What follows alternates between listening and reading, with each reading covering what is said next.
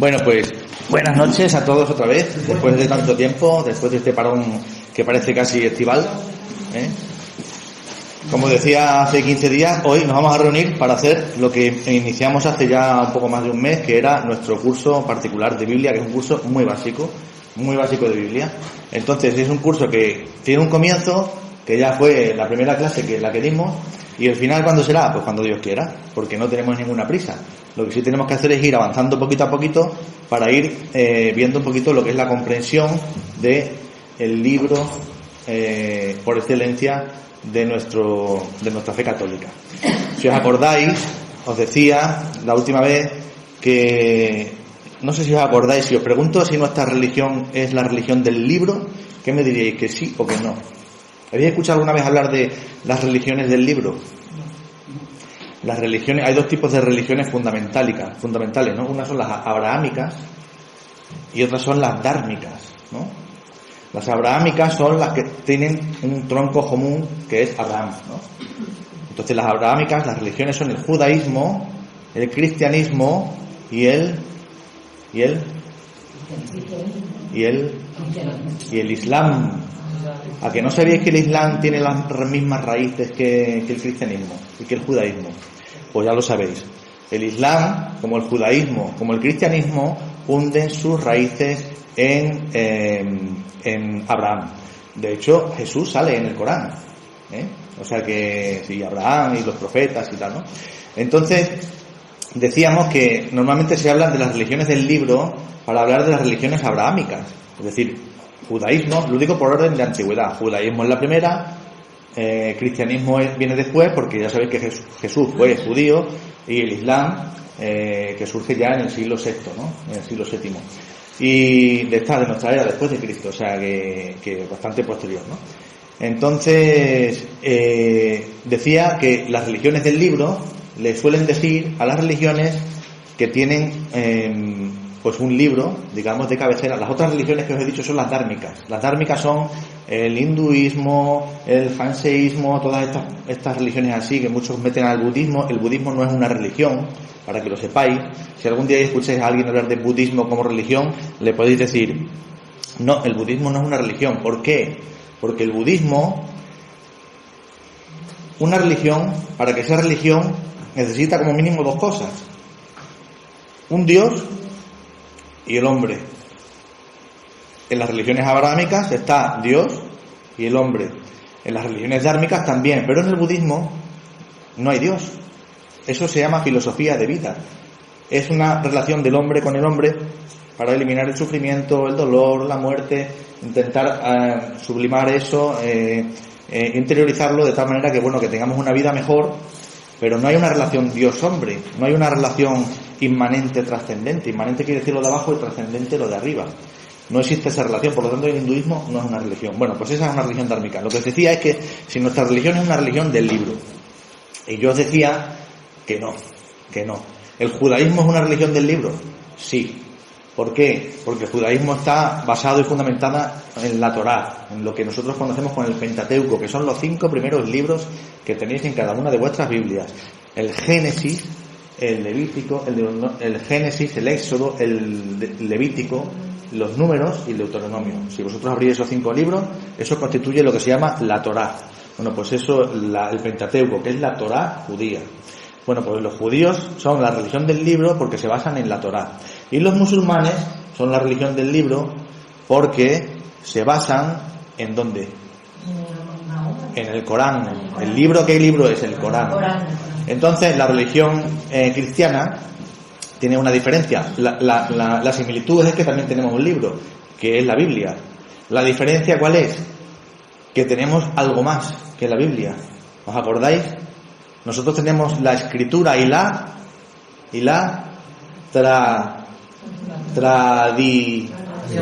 tradición. Nosotros no solamente hundimos nuestras raíces en la escritura, sino también en la tradición, ¿vale? Por eso es por lo que juega un papel fundamental la Iglesia, que ha sido la depositaria y la custodia de la tradición de la Iglesia, que la ha ido transmitiendo a lo largo de los siglos, como nosotros lo estamos transmitiendo hoy aquí. Nos estamos reuniendo para hablar de estas cosas, para adquirir nuevos conocimientos y para que esos conocimientos sigan circulando. Porque si han llegado hasta nosotros, el día de hoy, es porque alguien antes los ha venido cultivando, guardando y transmitiendo. Bueno, pues decíamos que nosotros, eso es importante, Hay dos diferencias fundamentales en las religiones abrahámicas, que son judaísmo, cristianismo e islam. Hay dos diferencias muy notables y muy importantes. Una es esa, que mientras las otras religiones son las religiones del libro y por ser religiones del libro son, digamos, fundamentalistas, más fundamentalistas, es decir, lo que pone aquí, y esto es un marco y de aquí no nos salimos. Por eso hay tantos problemas como hay de literalidad, de comprensión, la sola escritura, ¿no? Lo que diga la palabra, ¿no? Nosotros no, nosotros también contamos con el magisterio de la Iglesia, ¿vale? Fundación de Cristo, que se fundó en un día muy especial, que estamos camino de llegar a él, que es el día de Pentecostés. Entonces, nosotros tenemos esos dos pilares, Sagrada Escritura y tradición, y eso no lo podemos olvidar.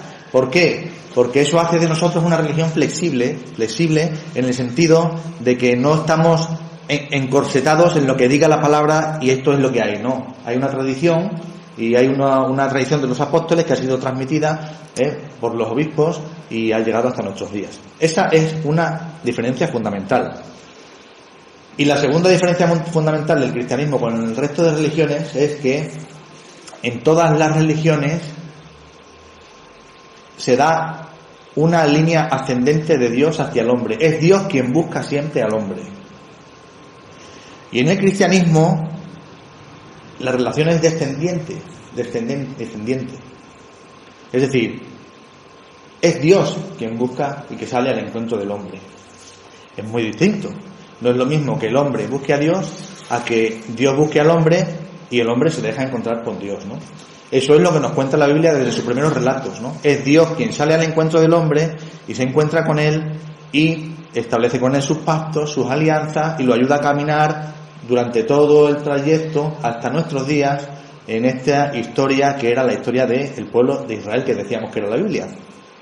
Llegando hasta nuestros días, hasta que llega el momento en que la historia se parte de medio a medio. Y ese momento es el momento en el que viene Jesús a la tierra. Una vez más Dios viene a la tierra, viene al hombre, viene a buscarnos. ¿Para qué? Para salvarnos. Y parte la historia de medio a medio, de modo que hay un antes y un después de Jesucristo. Pero es Dios quien viene a la tierra. Bueno, pues esas son las dos diferencias fundamentales que encontrábamos. La primera clase vimos un poco que pretender ver la Biblia en cuestión, incluso aunque sea en un año, es una tarea desesperada porque hay tanto que entre sacar y aprender y estudiar aquí, que es una tarea para toda la vida, ¿vale? Vimos también un poco el desconocimiento que teníamos sobre todas las figuras que aparecen en la Biblia, tanto de los profetas, como de reyes, como de lugares, como de todo. Y también decíamos que San Agustín nos decía que había que leer la historia de la Biblia, la historia, aun cuando no la entendamos, ¿vale? Recomendamos nuestra Biblia. Algunos me habéis preguntado quién tiene la Biblia de nuestro pueblo, la Biblia del peregrino. Ahí la tiene Fausti. Esa es la Biblia que vamos a seguir para nuestro curso. Yo no la he traído porque resulta que me he acordado hoy, me he traído una de Jerusalén, porque me he acordado de que alguien, no me acuerdo quién, nos la compró aquí la primera vez y entonces le di la mía. Yo creo que es esa. Entonces me he quedado sin ella. Y por eso no la he traído. Pero había muchas Biblias, si os acordáis, está la Biblia de Estudio, la Nácar Colunga, está la de la Conferencia Episcopal. La de la Conferencia Episcopal es la que vais a encontrar tal y como están los textos en las lecturas de la misa. Y luego hay muchas Biblias, ¿no? Y decíamos que era la Biblia, la definíamos. Y decíamos que la Biblia no tiene una definición fácil, porque es un libro, sí y no. ¿Es un conjunto de libros? Pues sí, porque son muchos libros. Pero tampoco es un conjunto de libros al estilo de una biblioteca. ¿Está inspirado por Dios? Pues sí, pero tiene escritores humanos. ¿Es la historia de una zona concreta? Vale, es la historia del pueblo de Israel, pero fijaos dónde empieza, por Egipto, se va por Mesopotamia, Medio Oriente, Israel y luego al mundo entero. ¿Es la historia de nuestra fe? Bueno, pues sí es la historia de nuestra fe, pero también es el futuro de nuestra fe. Dios nos sigue hablando hoy, ¿no? ¿Es la palabra de Dios puesta por escrito? Obviamente sí, ¿no?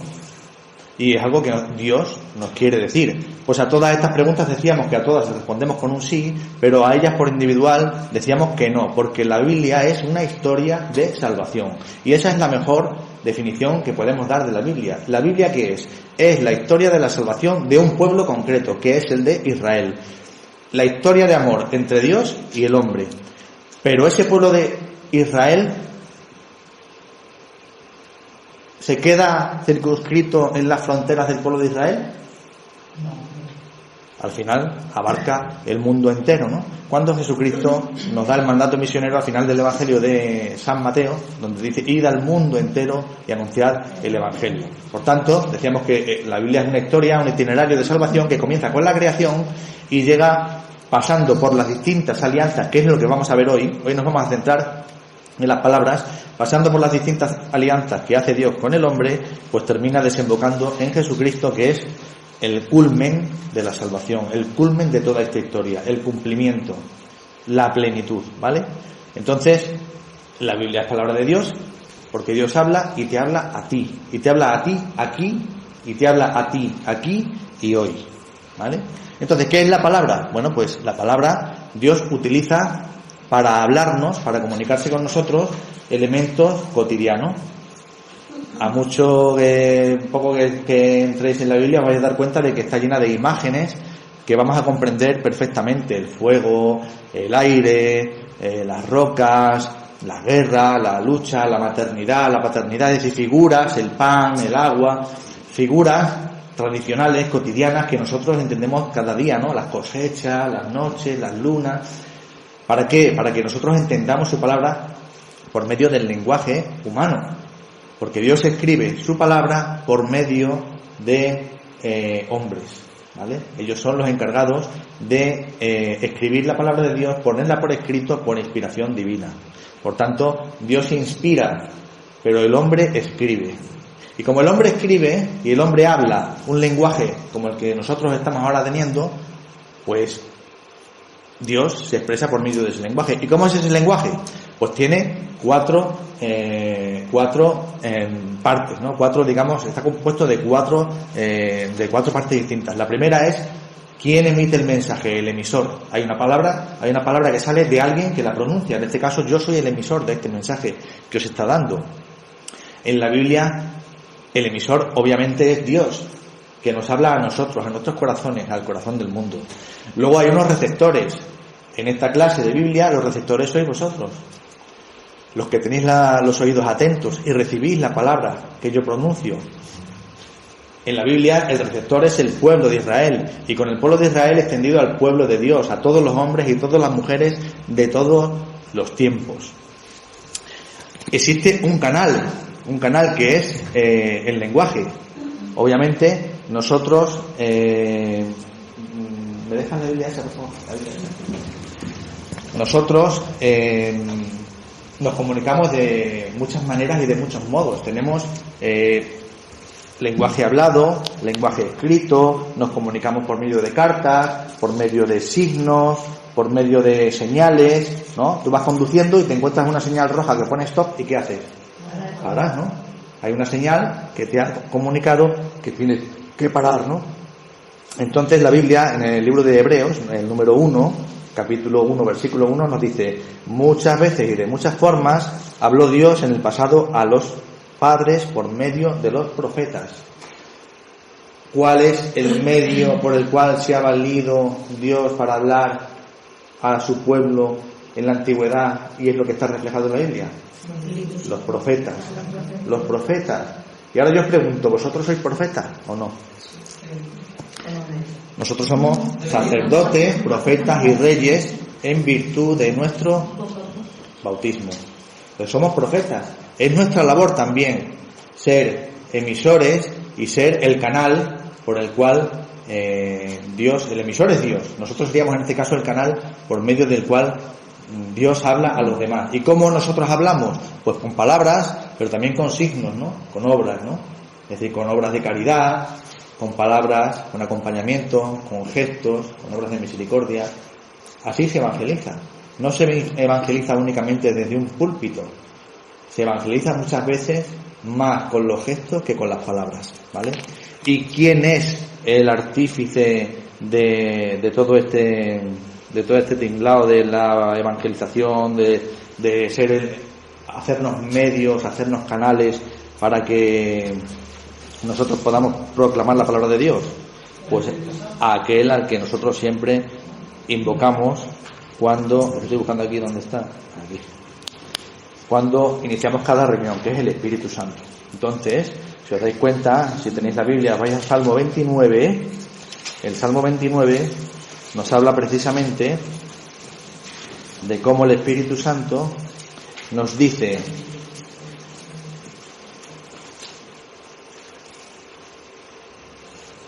hijos de Dios, aclamad al Señor, aclamad la gloria y el poder del Señor. Y luego en el versículo 3 dice: la voz del Señor sobre las aguas. Y en el versículo 4: la voz del Señor es potente, la voz del Señor es magnífica, la voz del Señor troncha los cedros del Líbano. La voz del Señor hace brincar el Líbano como un novillo y el Sarión como la cría de búfalo. La voz del Señor arranca llamas de fuego, la voz del Señor sacude la estepa. La voz del Señor retuerce los robles, abre claros en la estepa. ¿Os dais cuenta lo que hace la voz del Señor? La voz del Señor, ¿qué es? La palabra de Dios. La voz del Señor es la palabra de Dios pronunciada por un emisor que es Dios, transmitida por un canal que somos los hombres y recibida por unos hombres que necesitan de la palabra de Dios como del comer y que son los receptores. Y solamente nos queda el mensaje. ¿Y cuál es el mensaje? Bueno, pues aunque se pueda resumir de muchas maneras, el mensaje de toda la Biblia se llama Jesucristo, ¿vale? Entonces la palabra hemos visto que es un medio privilegiado de comunicación. Con la palabra que decía San Juan de Ávila, que la palabra es como un poco de aliento herido. ¿Por qué decía un poco de aliento herido? Porque el aliento sale y si no hay alguien que la escuche, se pierde, y lo que yo he dicho se ha perdido para siempre en el vacío, en la nada. La palabra solo tiene valor, solo tiene significado, solo tiene la profundidad máxima que es capaz de alcanzar cuando hay un tú y un yo, cuando hay dos personas, cuando hay una comunicación. Y para que haya comunicación tiene que haber diálogo, tiene que haber una persona que habla y una persona que escucha. Muchas veces oímos, pero no escuchamos. En ese caso tampoco hay comunicación, sigue siendo aliento herido. Pero de repente, esa palabra pronunciada, un oído atento, un oído escuchando o escuchante, como decía Salomón a Dios cuando le decía: pídeme que desees, decía: quiero un corazón escuchante, un corazón que sepa escuchar, ¿no? Entonces la palabra adquiere todo su máximo esplendor, y entonces es cuando la palabra produce en nosotros verdaderas maravillas. Muchas veces, si la palabra de Dios no obra maravillas en nosotros, es porque escuchamos, o sea, porque oímos, pero no escuchamos. Eso tenedlo en cuenta, porque la palabra de Dios siempre opera cambio. La palabra de Dios siempre es fructífera, penetra en quien la escucha. Fijaos, los humanos, nosotros, con la palabra, fijaos la fuerza que tiene la palabra. Yo te puedo decir una palabra y hacer que tú me odies, o te puedo decir una palabra y hacer que me ames. Con las palabras se pueden demostrar los sentimientos más feos y los sentimientos más bonitos, el amor y el odio. Una palabra hace y deshace amistades. Todo con la palabra. Yo no te toco. Solamente con lo que te diga puedo crear contigo un vínculo para siempre o romperlo para siempre. Y sin embargo, ¿qué sería del mundo sin palabras? No sé si sabéis el experimento que hicieron los nazis en la Segunda Guerra Mundial. Los nazis hicieron un experimento de intentar criar unos cuantos bebés a través de unas matronas, unas nodrizas, que tenían orden expresa, bajo pena de muerte, por supuesto, de no decirle ni una sola palabra a esos niños. Querían ver cuál es no sé si sabéis un poco los experimentos que hacían los nazis, que eran un poco macabros, ¿no? Pues uno de ellos era este, ¿no? De intentar criar a unos niños sin pronunciar una sola palabra, de tal manera que esos niños no tuvieran ningún tipo de socialización. Obviamente todos esos niños murieron, porque un niño necesita la comunicación, necesita saber que hay un tú para este yo, ¿no? Entonces, la palabra de Dios es tan fuerte y es tan penetrante que yo siempre os lo digo: ni un día sin palabra de Dios, ni un día sin palabra de Dios, y que la palabra de Dios sea la última palabra que nos llevamos a la cama. que la palabra última que nos llevamos a la cama no sea la de la novela, la del programa de concurso, la de Sálvame de Luz. Que la palabra última que nos llevemos a la cama sea la palabra de Dios. Es una bonita y una buena costumbre tener una Biblia en la cabecera de la cama, en la mesilla de la cama, y antes de acostarse leer un poquito de la palabra de Dios, al azar, pero que la última palabra que leas al acostarte sea la palabra de Dios. Fijaos muchas veces con qué palabras nos vamos a dormir, con palabras de odio, con palabras de rencor, con palabras de malsonantes, con palabras de todo tipo, ¿no? Casi siempre nos vamos con las que nos pronuncia la televisión, ¿no? Y sin embargo, pongo ahí, he oído bien, es Dios quien me habla. Y sin embargo, quien lee la palabra de Dios está escuchando al propio Dios. ¿Pero de verdad estamos escuchando al propio Dios? Y aquí vemos los efectos de la palabra. No sé si os acordáis de cuáles eran los efectos de la palabra. Lo vimos hace poco, ¿no? ¿Os acordáis? ¿Quién dio una charla sobre los efectos que la palabra tiene en las personas? La palabra de Dios crea, hágase. Y la palabra de Dios hace que tú te conviertas. Y la palabra de Dios crea amistades. La palabra de Dios nos separa ¿de qué? Del pecado. La palabra de Dios es santa, nos salva, nos regala la fe, nos convierte. Por medio de la palabra invocamos al Espíritu Santo. Todo es por medio de la palabra. Por medio de la palabra celebramos la Eucaristía. Por medio de la palabra nos reunimos en comunidad. La palabra nos da la vida eterna. Y la palabra de Dios pues alimenta, sana, resucita, acompaña, anima. Bueno, pues dicho esto, lo que os quería decir hoy es una cosa muy importante. Y es que hemos dicho que la Biblia la podemos definir como la historia de la salvación de un pueblo, como la historia de amor de un pueblo, de Dios con el pueblo de Israel, que somos nosotros. Bueno, pues esa historia tiene una clave de comprensión, y esa clave de comprensión se llama alianza, ¿vale? Y esa alianza es lo que Dios va marcando a lo largo de la historia, como iremos viendo más adelante. Ahora estamos viendo un poquito de prehistoria y luego ya nos meteremos un poquito con el libro, ¿no? Entonces iremos viendo que Dios hace alianzas con distintas personas y en distintos momentos, y cada alianza tiene unos compromisos y unos signos que los vamos a ver hoy. Entonces, todo eso hasta llegar a un momento culminante, que es el momento en el que os he dicho que Dios parte la historia de medio a medio por medio de Jesucristo, que es la nueva alianza. Por eso las Biblias tienen dos alianzas, el Antiguo y el Nuevo Testamento. No sé si sabéis que testamentum y alianza es lo mismo. El testamento y la alianza es lo mismo. Testamento no quiere decir el testamento en el sentido en que nosotros lo entendemos de cuando alguien se muere y deja lo que quiere dejar a los demás. Tenemos que acostumbrarnos a leer la Biblia en clave de Antigua Alianza y Nueva Alianza, no Antiguo Testamento y Nuevo Testamento. Lo decimos así porque está bien dicho, pero el sentido no es el del testamento propiamente como nosotros lo entendemos, que lo sepáis. Es el sentido de alianza. ¿Alianza en qué sentido? En sentido de contrato, de unión. Alianza viene de aliar, aligare, del latín, que significa atar, unir, y anza, que es el acto de hacer esa acción. Es decir, el acto de atar, el acto de unir. ¿La alianza qué es? El acto que tiene Dios de unirte a Él. Hemos dicho que nosotros no somos los que nos unimos a Él, sino que Él es el que viene a buscarnos. Nosotros ya hemos dicho muchas veces que Dios lo hace casi todo y nosotros hacemos casi nada. Pero si nosotros no hacemos nuestro casi nada, Dios no hace su casi todo. Y nuestro casi nada era dejar la puerta del corazón abierta. Es decir, cuando viene Dios a buscarme, decirle, aquí estoy, puedes entrar. Ese es el pacto que Dios quiere hacer contigo a partir de Jesucristo. Que creas en Él y que te dejes hacer por Él. Entonces, alianza significa pacto. Pacto en el sentido de contrato. ¿Entre quiénes se hacen los contratos? Entre dos personas, ¿no? ¿Puede haber un contrato con una sola persona? Un contrato siempre exige como mínimo dos personas, ¿vale? En este caso, la alianza, entendida como testamento, entendida como pacto bíblico, es entre Dios y el hombre, ¿vale? Porque veis que los pueblos hacen alianzas, siempre la han hecho. Los pueblos, todos, han hecho pactos de no agresión, de territorialidad, de trasvases de agua. Los pueblos siempre han tenido que pactar. El pacto es una cosa cotidiana que todos los días hacemos. Lo hacemos nosotros. Cuando alquilamos un piso hacemos un pacto, un contrato. Cuando compramos una casa hacemos un pacto con el banco, un contrato. Y cada una de las partes se compromete a algo. Tú, con el contrato, tienes siempre algo que ganar y algo que perder, ¿vale? Y eso lo vamos a ver. En la alianza también ocurre lo mismo.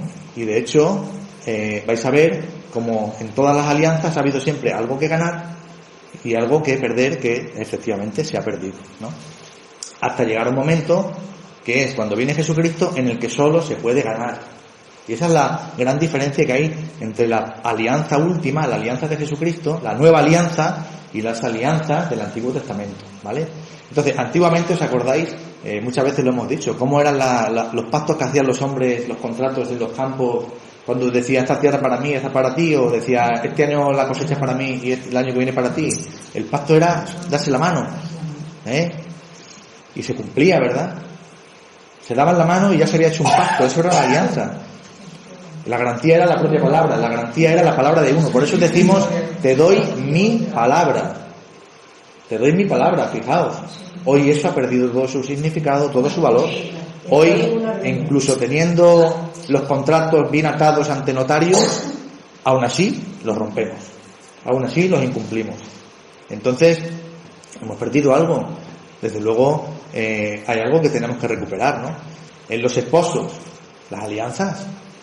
¿De dónde creéis que venía esa palabra alianza? Contrato, pacto. ¿Pacto de qué? De unión.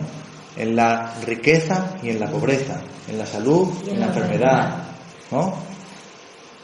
Pero claro, las alianzas se rompen, ¿no? Las alianzas se rompen y tenemos que establecer nuevas alianzas y tenemos que estar siempre intentando cultivarla. La alianza exige un trabajo. La alianza no se mantiene de por sí sola. Exige un esfuerzo por las dos partes. Por una tiene que cumplir y la otra tiene que respetar. Entonces, tenemos una diferencia también de la alianza de Dios con nosotros que es muy distinta. Y es que no te pide condiciones. La alianza de Dios es para siempre. Por siempre y para siempre. Vamos a ver que eso no siempre ha sido así. Y ahora vamos a ver las alianzas bíblicas. Ya vamos a empezar con algo ya más bonito. Más bonito porque ya vamos a empezar a entrar en materia, ¿vale? Entonces, como sabéis,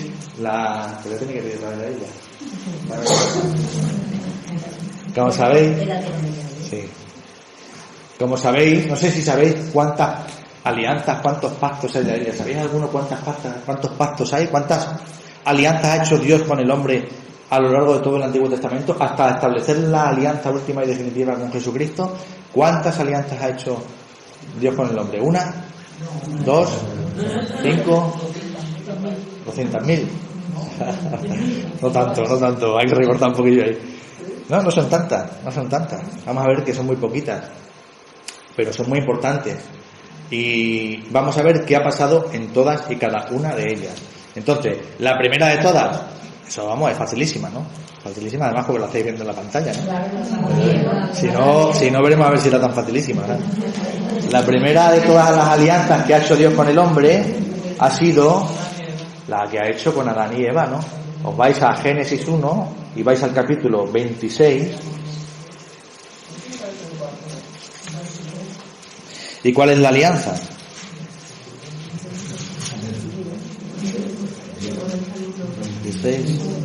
Dice, y dijo Dios, hagamos al hombre a nuestra imagen y semejanza, que ellos dominen, tienen que dominar los peces del mar, las aves del cielo, ¿no? Todos los reptiles, y creó al hombre a su imagen y semejanza, y los bendijo, y les dijo que se multiplicaran, y luego dijo, os entrego las hierbas, los campos, y los animales, y así fue, y todo lo que había hecho era bueno, y así pasó una tarde, una mañana, y ya pasamos al día sexto, y dice, y quedaron concluidos el cielo y la tierra y sus muchedumbres.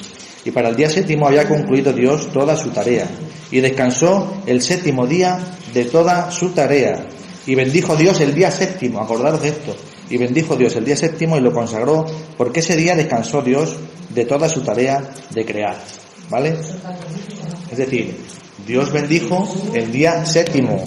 Entonces, hay un pacto primero que es el que hace Dios con Adán y Eva, pero cuidado, que lo hace con Adán y Eva y contigo y conmigo.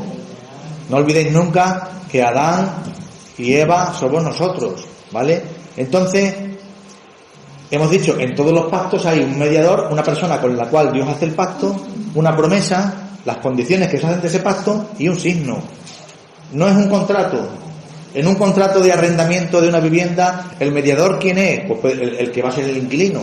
¿La promesa cuál es? La de pagar y todos los meses fielmente. Las condiciones, no romper nada, no meter perros en la casa, no, las condiciones que ponga el propietario. Y el signo, un contrato escrito y firmado, ¿no? La firma personal, ¿no? Bueno, pues Dios hace ese mismo contrato de otra manera, en este caso con Adán. ¿Y cuál es el mediador? Pues obviamente Adán. La promesa que le hace Dios a Adán, ¿cuál es? La de ser fecundo, la de ser próspero, la de vivir siempre felices, ¿no? La de vivir en el paraíso. Si no desobedeces las promesas, ¿no? Las condiciones que te pongo. ¿Qué condición le puso Dios? Solo le puso una condición, que era no comer del árbol del bien y del mal, ¿vale? Y comieron. Entonces rompieron el pacto. ¿Y eso qué acarreó? Acarreó, pues, que entrara la muerte en la historia del hombre, ¿no? Entonces hay un signo muy importante, que es el que los judíos siempre han recordado, que es el sábado. El séptimo día es el sábado para los judíos. Daos cuenta que estamos en una mentalidad judía. El séptimo día es el sábado. Nosotros luego ya con el tiempo lo hemos cambiado al domingo para diferenciarnos de ellos. Nuestro sábado es el domingo, pero los judíos siguen celebrando el sábado. Acordaos, los que estuvimos en Tierra Santa el año pasado, que incluso, en sábado no se hace absolutamente nada, porque Dios descansó. ¿Veis lo que decía de las religiones del libro? Lo que dice la Biblia es lo que hay que hacer. Dios descansó, hay que descansar el sábado. ¿Y descansar qué quiere decir? Descansar quiere decir que no hagamos nada, absolutamente nada. Fijaos, íbamos a los hoteles, los ascensores ese día, pulsar el botón del ascensor es hacer algo, por lo tanto no puedes pulsar un botón del ascensor. Si se te desata un cordón del zapato, no lo puedes atar, porque no te puedes agachar para atarte un cordón.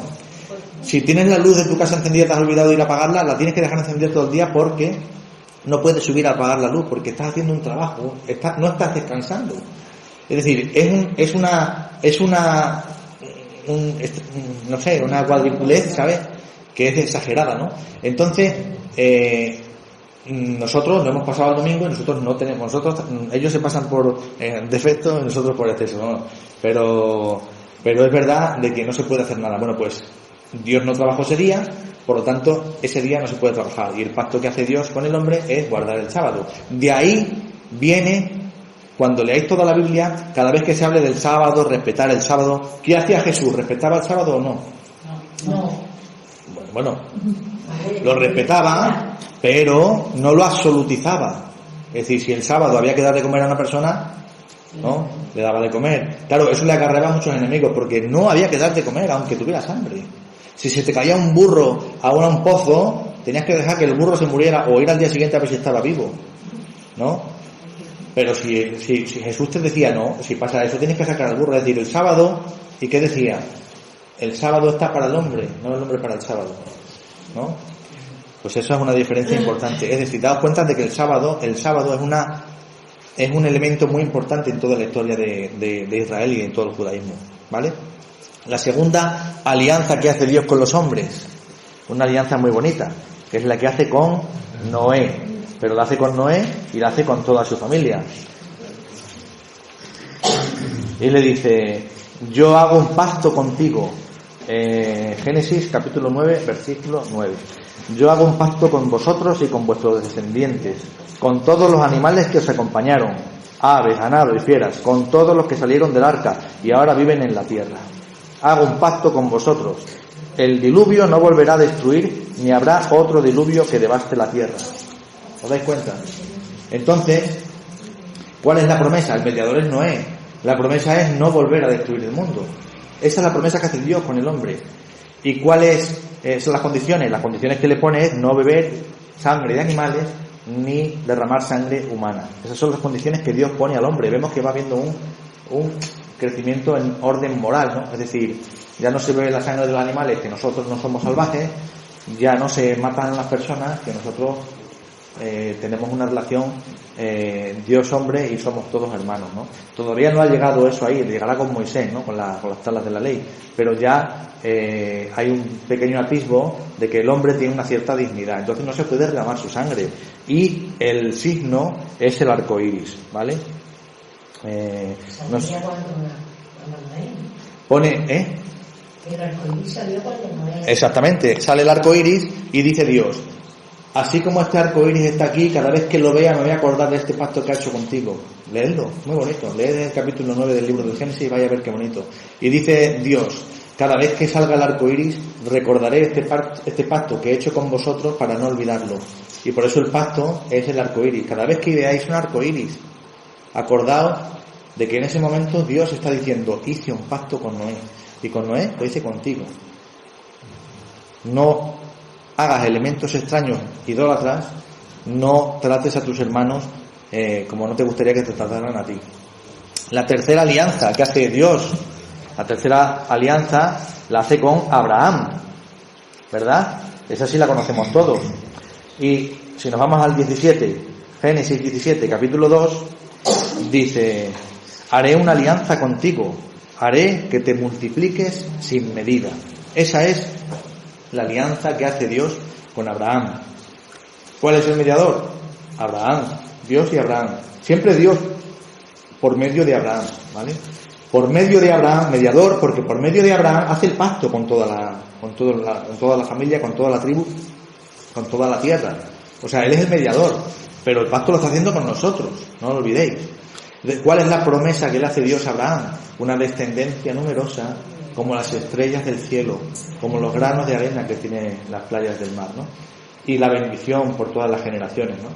¿Y qué condiciones tiene que establecer este pacto? Bueno, pues la obediencia a esa alianza, ¿no? Hay un signo, aparece un signo nuevo que también lo vamos a ver muy a menudo. Daos cuenta los signos que van apareciendo. Ya han aparecido el sábado, que a partir de ahora va a estar apareciendo siempre en la Biblia. Y ahora aparece la circuncisión, otro elemento que aparece también y que también ahora ya es un símbolo del judaísmo. ¿Por qué? Porque simboliza el pacto que Dios hizo con los hombres. Por eso es tan importante, por eso es tan fundamental para el judaísmo el sábado, por eso es fundamental para el judaísmo la circuncisión, porque es el pacto que Dios ha hecho con el hombre, es que no es un pacto cualquiera. Entonces es importantísimo para ellos. Hemos dicho que ellos son la religión del libro. Lo que diga el libro es lo que hay que hacer. Menos mal que el libro no dijo que teníamos que cortarnos un brazo, porque entonces... El cuarto pacto que hizo Dios con el hombre, lo hizo por medio de otro nuevo mediador, al que todos conocemos muy bien, que es Moisés, y a través de él todos los israelitas, ¿vale?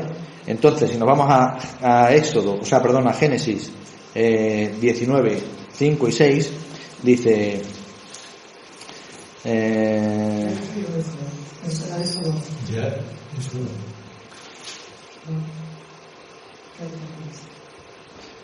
No sé el 19. Perdón, claro, que te decía el Éxodo, perdón. He dicho antes eso de me estoy en el libro del Génesis. 19, Éxodo 19.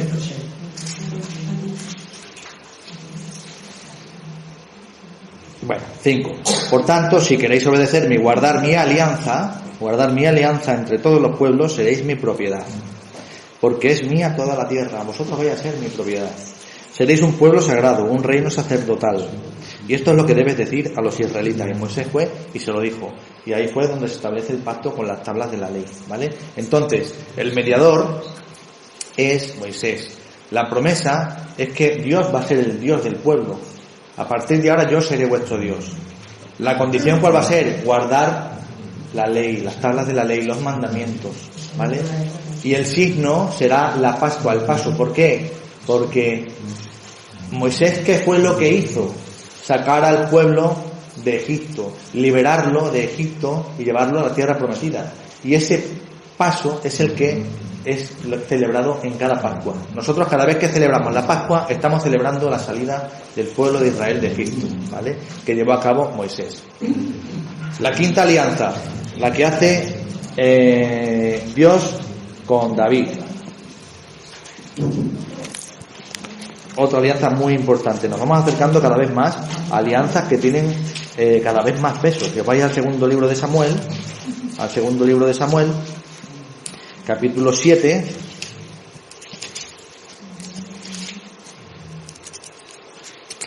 del 8 al 16. Vemos que dice el Señor: di esto a mi siervo David. Así dice el Señor Todopoderoso: yo te saqué de los apriscos, de andar tras las ovejas para ser el jefe de mi pueblo. Yo he estado contigo en todas las empresas, he aniquilado a tus enemigos. Te haré famoso como a los más famosos de la tierra. Ya le está dando una promesa. Daré un puesto a mi pueblo Israel, lo plantaré para que viva él sin sobresaltos. sin que los malvados vuelvan a humillarlo como lo hacían antes, cuando nombré jueces de mi pueblo Israel. Te daré paz con tus enemigos. Y además el Señor te comunica que te dará una dinastía. Y cuando hayas llegado al término de tu vida y descanses con tus antepasados, estableceré después de ti a un descendiente tuyo, Salomón, nacido de tus entrañas, y consolidaré su reino. Él edificará un templo en mi honor, y yo consolidaré su templo real para siempre. Yo seré para él un padre, y él será para mí un hijo. Si se tuerce, lo corregiré, con varas y con golpes, como hacen los hombres. Pero no le retiraré mi lealtad como se la retiré a Saúl, al que aparté de mi presencia. Y la promesa más importante: tu casa y tu reino durarán para siempre en mi presencia. Tu trono permanecerá por siempre. ¿Vale? Esa es la promesa que hace Dios a David. Entonces, el mediador, una vez más, David. La promesa: el reinado de David será perpetuo, será para siempre. ¿De qué linaje viene Jesucristo? Del tronco de Jesé. Y David viene de ese tronco, es decir, viene de David. Aquí hay una diferencia. Has visto que todos los pactos tenían una serie de condiciones. Aquí Dios hace una serie de promesas y no establece condiciones. Es un pacto incondicional. Nos vamos acercando ya cada vez a un... ¿Nos dais cuenta de que cada vez va siendo un pasito más hacia un sumum cada vez más grande, cada vez más pleno, cada vez más misericordioso, cada vez más gratuito? Pues esas condiciones son que no hay condiciones, ¿vale? ¿Y cuáles son las condiciones? O sea, ¿cuáles son los signos? Los signos que simbolizan este contrato, este pacto, son el trono, la realeza y el templo. Dos elementos también fundamentales en Antiguo Testamento. Os daréis cuenta de que precisamente el judaísmo, una cosa son los judíos y otra cosa es el judaísmo. Los judíos venían desde antes de Jesús, ¿no? Y desde antes del destierro, en el siglo V, VI antes de Cristo, hubo una experiencia muy importante en Israel, que es el destierro a Babilonia. Vinieron los babilonios con el rey Nabucodonosor, entró en Israel, la arrasó y se llevó a toda la población importante, los herreros, los carpinteros, las personas que estaban en edad de trabajar, los jóvenes, las mujeres, se los llevó a todos deportados y dejó en Israel nada más que a las personas mayores. Y Israel sufrió una catástrofe. ¿Por qué? Porque se acabó la monarquía. Nabucodonosor vino a acabar con el último rey, que se llamaba Sedecías. Acabó con él, pero de una manera mala. Le arrancó los ojos, lo mató delante de sus hijos, lo cargó de cadena y lo mandó a matar. Se acaba una larga trayectoria que venía desde Saúl, primer rey, antes del 1000 a.C., o sea, llevamos bastantes siglos de historia de monarquía. Se acaba la monarquía, Israel se queda sin monarquía. Daos cuenta de que el signo de este pacto con David uno de ellos era el trono. Y resulta que Israel, que ve en el rey pues una cualidad divina, es decir, que está puesto por Dios, pues de repente el rey desaparece y se quedan sin rey. Y ahora son deportados. Y al ser deportados, ¿qué desaparece también? El templo. Son todos deportados a Babilonia. Y ellos iban a rezar todos los días al templo, a ofrecer sus sacrificios. Y se quedan de repente, de un plumazo, sin trono, sin rey y sin templo. Es decir, les han partido en dos. Han acabado con ellos totalmente. Entonces no había judaísmo. Y en el destierro surge la figura de un profeta muy importante, que veremos muy adelante porque estaba todavía lejos, que se llama Ezequiel, al que todos conocéis. Y ese hombre es el que empieza a dar ánimos al pueblo y a decirles que la relación con Dios no está rota. No tenemos rey, no tenemos templo, pero podemos todavía recuperar la relación con Dios. Y empieza el pueblo a establecer una relación hombre-Dios, Dios-hombre, sin necesidad de templo y sin necesidad de rey. Y a partir de ahí nace la religión judaica, es decir, el judaísmo entendido como tal, que es la nueva relación del hombre que no tiene trono, que no tiene rey, y la nueva relación del hombre con Dios que no tiene templo. Es decir, ya podemos establecer una relación con Dios fuera de Israel y insertos en otra sociedad, en otra cultura que no tenga rey. O sea, fijaos también la importancia que tiene el templo, el trono. Ya te dais cuenta de que fue la mayor catástrofe del pueblo de Israel. La mayor catástrofe, sin duda, del pueblo de Israel fue la entrada de los babilonios, y que entraron como se suele decir, a saco, y se llevaron a todo el mundo fuera, y se quedó Israel rota. Y a partir de ahí vino luego ya con el tiempo las luchas de Esdras, Nehemías, luego ya vinieron los persas con el rey Ciro, y acabaron con los babilonios y le dieron la libertad a los israelitas, volvieron a Jerusalén, empieza la reconstrucción del templo, se reconstruye el templo, luego vino otra vez los romanos, lo vuelven a aniquilar. O sea, eso ha sido una cuestión, primero los griegos, luego los romanos. O sea, Israel ha tenido una historia catastrófica. ¿Y qué os voy a contar de lo que ha pasado a partir de aquello, ¿no? Entonces, pero una cosa es fundamental: de lo malo muchas veces Dios saca lo bueno. De esas experiencias de catástrofe saca una nueva forma de relacionarnos con Dios sin necesidad de rey, sin necesidad de templo. Y por fin llega la última, la grande, la mejor, la mayor alianza de Dios con todos los hombres, y con esta vamos a acabar ya, que es la relación que tiene Dios con los hombres por medio de Jesucristo, la palabra abreviada, la palabra en la que Dios ya nos dice todo. Todo lo que Dios nos puede decir ya nos lo ha dicho en Jesucristo. No hay nada más que nos pueda decir que lo que nos ha dicho por medio de Jesucristo. Jesucristo, como os he dicho, vino a partir la historia de medio a medio y nos trae un mensaje distinto, un mensaje final, de tal manera que a partir de Jesucristo ya no hay más revelación. Se acabó la revelación. Nosotros somos una religión revelada.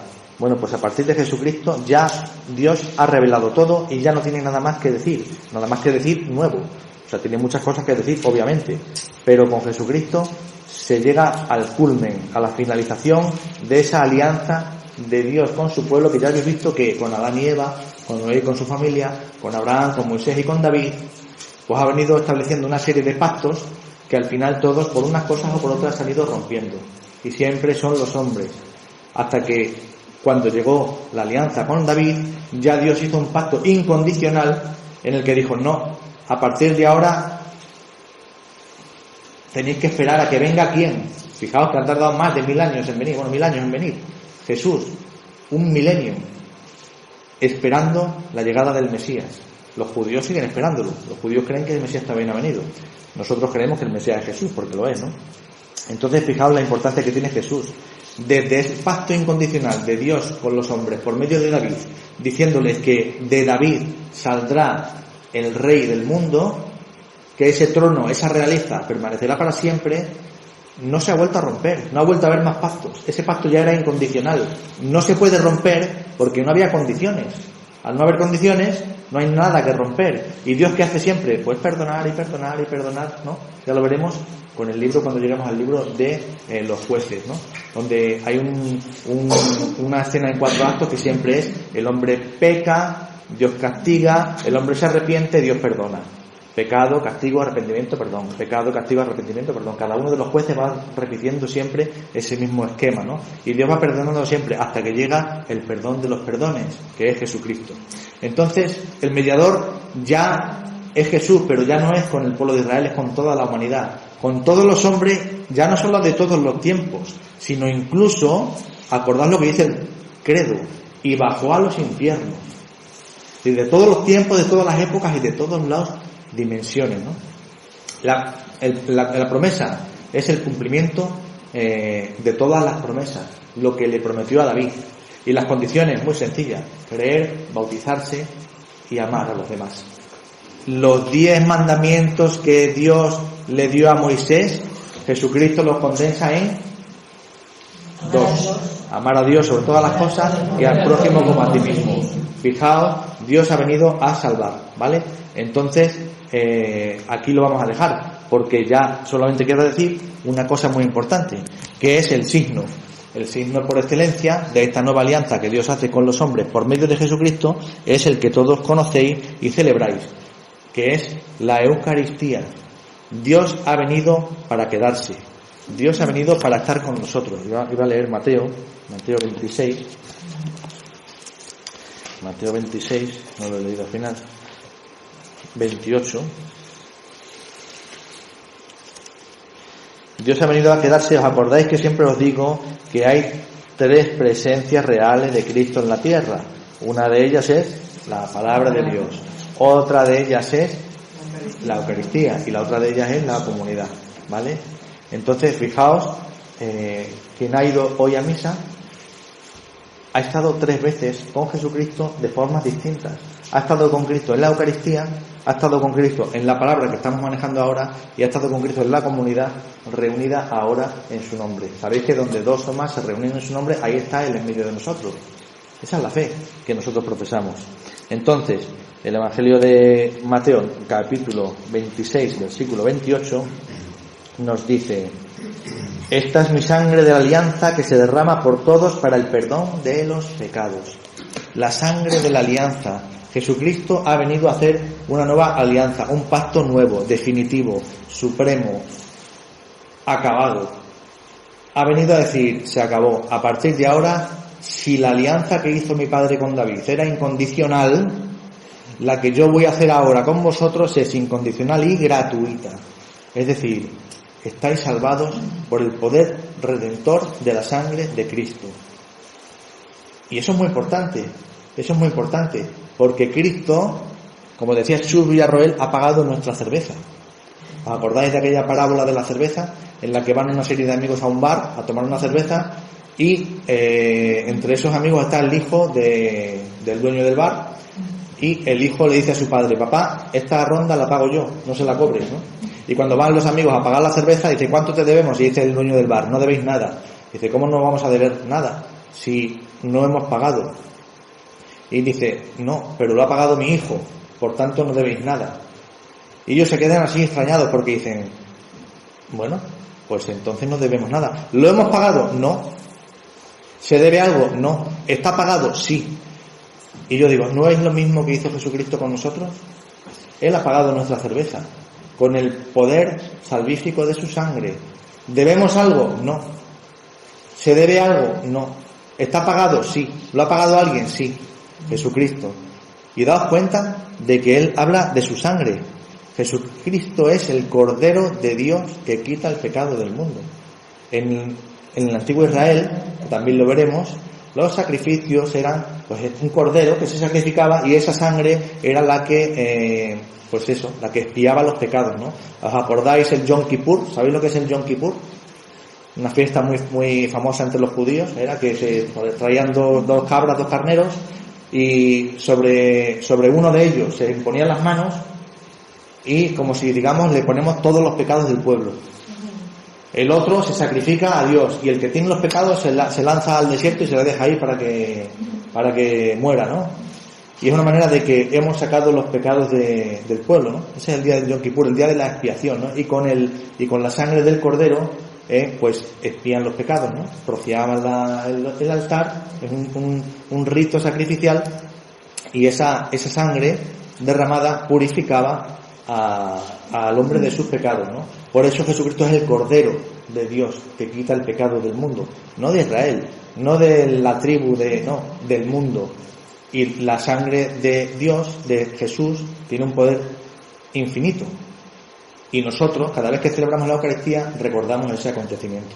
Entonces, fijaos la importancia y la unión tan importante que tiene toda esta historia que os he contado de la salvación, que empieza con la creación, arranca con Adán y Eva, pasa por Noé, por Abraham, por Moisés, por David, y culmina en Jesús, y todavía está para siempre en nosotros, ¿no? Es decir, sigue operando, sigue trabajando en nosotros, ¿no? Entonces, fijaos la importancia trascendental que tiene que empecemos a trabajar la Biblia, a conocerla, a celebrar la Eucaristía, porque al fin y al cabo la Eucaristía es la fuente y cima de todas las celebraciones cristianas. Dice la Lumen Gentium, que es la constitución central del Concilio Vaticano II. Lumen Gentium número 11. La Eucaristía es la fuente y cima de todas las celebraciones cristianas. No dejéis de celebrar la Eucaristía, porque ella es un compendio de todo lo que hemos visto hoy, de la alianza que hace Dios con el hombre y de cómo Dios ha venido al mundo para dar su vida en rescate por nosotros. Así que miedos fuera, preocupaciones fuera, porque estamos salvados. Ojo, eso no quiere decir que venga, va a vivir a la Pepa a vivir la vida. Eso no significa, la teología de la gratuidad no quiere decir eso, pero lo veremos en su momento, ¿vale? Pues bueno, Que disfrutéis de la tarde, de lo que queda de tarde, y sobre todo que os acordéis de esto cuando celebréis la Eucaristía, ¿eh? De colores. De colores.